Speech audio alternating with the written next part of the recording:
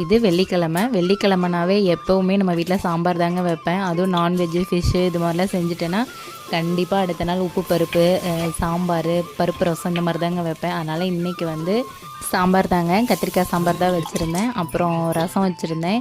ரசத்துக்கு வந்து கருவேப்பிலை வரமிளகா போட்டு தாளித்து தக்காளி ஜீரகம் மிளகு மட்டும் அரைச்சிட்டேன்.